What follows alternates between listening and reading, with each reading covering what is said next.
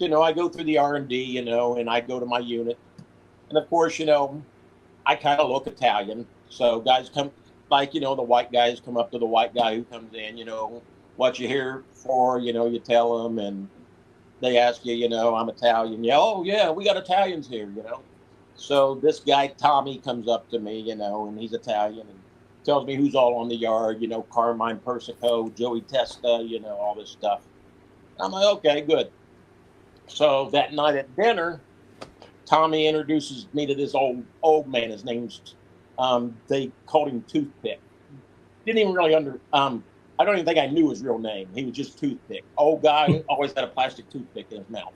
He was a bookmaker. He was a bookie too. So Okay. he met me, and I told him about my dad, how he was a bookie, and so we kind of got along good. Mm-hmm. So he goes after dinner, come out to the yard, meet the guys. I'm like, okay.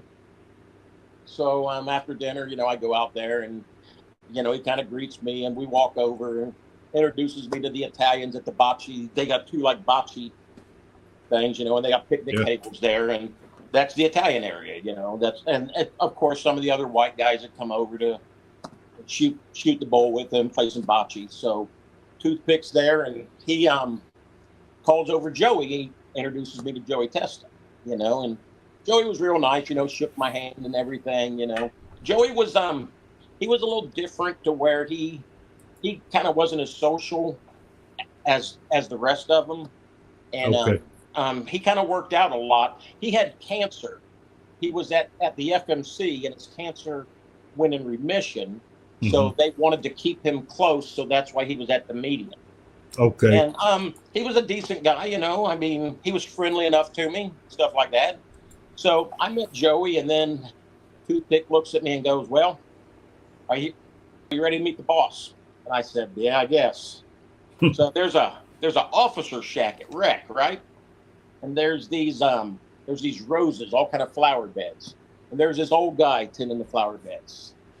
And me and Toothpick walk up to him, and Toothpick goes, Carmine, I want you to meet Jimmy. He's a friend of ours. And he turns around, it's Carmine Persico. And I'm freaking shit. Do you know who Carmine Persico is? I know who Carmine Persico is. Because I mean, a lot of people wouldn't know, but yeah, okay. Man, I'm kind of shaking, like they say, like a blind faggot at a weenie roast, man. It's like my hands are shaking, my knees are knocking, and Carmine puts his hand out and he goes, "What you in for, Jimmy?" And of course, I'm a stuttering prick right there. I go,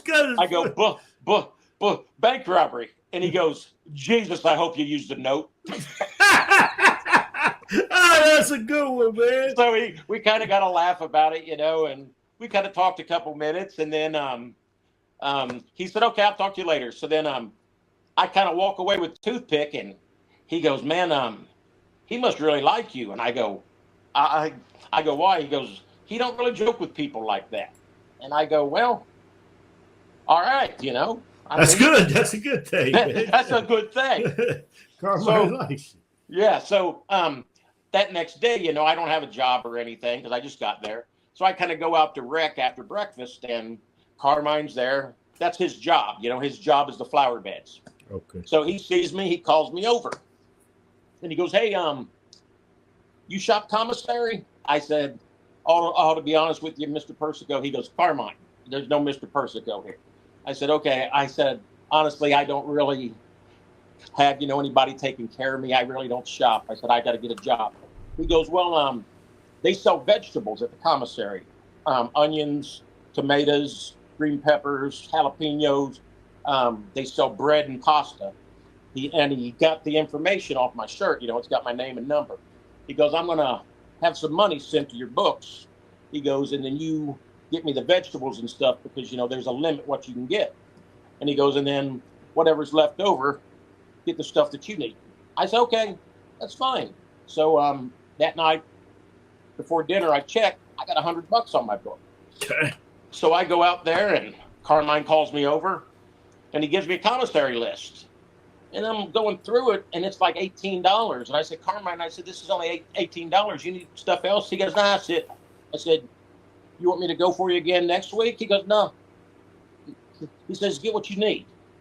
And I said, Oh, man. are you? And it's like I said, are you sure? And he goes, yeah. He says, you need a radio to watch TV. You need hygiene. He says, get whatever you need. Ain't no big deal. And I'm like, well, I mean, I appreciate it. Thanks. And I kind of felt like I didn't really feel bad, but it was like, I didn't want to be a charity case. Sure. Yeah, but then also you don't want to. There's going to be a time when I'm going to need something from you. Yeah. I'm going to need something from you, Jimmy. They may never come. Exactly. I said, Jesus, it's only $82. Right. So then he just took to me. He liked to play pinochle, and we played pinochle. Me, him, and Toothpick. We play three-handed pinochle and stuff, and he would ask me like stuff about my childhood. And he asked me what my favorite movie was. I told him The Godfather, and he told me how the actors talked to like a lot of the mob guys there about how to doing the movie act or whatever. Yeah, and he said, James Caan used to hang out with him and all this stuff. Right. He was real influential in the making of the movie. So I thought that was just crazy. That's cool, man. That's cool. So then out of the blue, he says, how'd they end up catching you anyway? And I said, well, my wife turned me in. And he cocked his head and he goes, what? I said, yeah. I said, my wife turned me in. And he says, you got to be kidding. I said, no. I said, and then as I was on the run, she called me on the phone and put my little boy on the phone so the FBI I could track him. And he just looks at me with this look and he goes, that bitch got to go, Jimmy. I'm serious. He goes, no woman ever calls the FBI on their husband. And then to turn the money in that could have been for your boys, he goes, you don't do that. And then to have your little boy call you while the feds track you, he goes, I don't hurt women, but that bitch got to go. And I said, listen, I said, she may not have been a good wife, but she's an incredible mother. I said, the boys come first. I said, I'm in prison for a long time. She's their mom. I said, no, we don't need to do anything, I was doing that. And he goes, I don't. Yeah. So about a week later, I'm out there and we're playing pinochle, me, him, and Toothpick. And he kind of reaches down in his bag and he puts an envelope on the table for me. And I open it up and it's pictures. It's my wife and her boyfriend. And then there's pictures of her house. And he looks at me and he goes, just in case you change your mind. Wow, man. I'm like, whoa.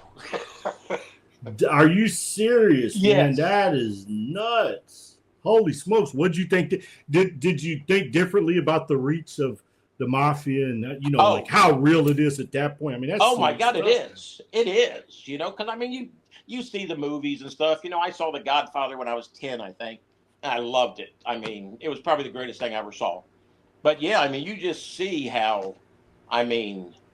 Gee, and how fast was that from the point that you? A week. 1 week, man. A week. He had his people there from New York to Dayton, Ohio, taking pictures, knowing where she lives, and that if I he was going to have her whacked. And it's funny. She don't know, and because we don't talk, and right. She don't know how close it was. Yeah. Huh? So I did say to him. Then I said, "Listen," I said, "No, we're not going to do anything." He goes, "Okay, but when that youngest turns 18, that bitch is gone." I said, "Okay." Holy dang, yes. That's nuts, man. Yes, that's wild, man. So, good God. So he was just like that with me, and I didn't know why. And one time I was kind of walking with Toothpick, and I said, "Why do you think Carmine likes me?" He goes, "Well," he goes, "I don't know." He goes, he said, his son, Alley Boy. He said, he's older than you, but he's got things going on, and maybe he doesn't have his son, so maybe he kind of looks at you like that. And he says, "I'll tell you what, he checked you out." I said, "What do you mean?" He goes, "He had his people check you out." And he says to me, Toothpick, do you know the money that kid got? And he says, that kid's got freaking balls. I don't know how he fits them in his pants. He goes, that kid's balls are so big. He goes, I never heard of a bank robber getting anything like that kid got. He said, if he'd have been with me, that kid would have been an earner. He said, he respects that. And it's like he respected the fact that I did it alone. Let me tell you about the Jimmy the Crease name. Everybody asked me, where'd you get the name Jimmy the Crease? So they asked me if I wanted to do their laundry. There was Carmine and Joey and Toothpick and this other Italian guy. And they said, you want to wash our clothes, we'll pay you. That's a little hustle, in prison. So I said, sure. So they said, we just want you to do our khakis, wash our uniforms, iron them. We like the creases down the middle, the crease collar, and the crease of the pants. I said, okay. So Carmine gives me his uniform, and then Toothpick says, you do good, you do all of us. And I'm like, okay. So I take it back to the unit. I spend like an hour on Carmine's uniform, man. I mean, I got them suckers tight. Sharp. So I walk it over to him, and he comes out and gets it. And he looks at it, and he goes, Jesus, I never saw creases like this before in my life. He goes, you're Jimmy the Crease. That's your name, Jimmy the freaking Crease. And he goes, and if you got the in your nickname, you're something special, kid. Nice. It followed me all through prison. I actually How could you not? On me. No. That's my only tattoo is Jimmy the Crease. Jimmy the Crease.